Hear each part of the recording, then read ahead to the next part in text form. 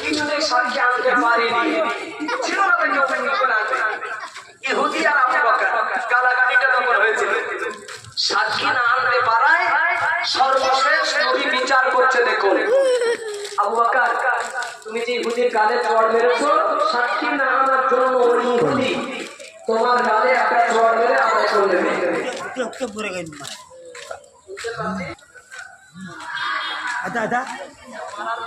যদি ফারিস্তা জিতে যায় নবীর কাছে আসে, যেটা সংবাদ দেবে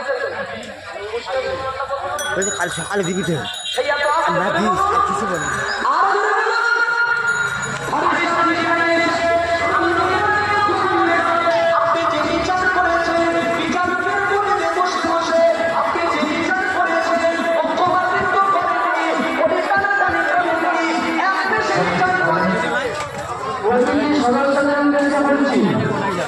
আপনারা সকলে চলে আসুন, আমাদের 7:30টার মধ্যে লাইভ চেক হবে।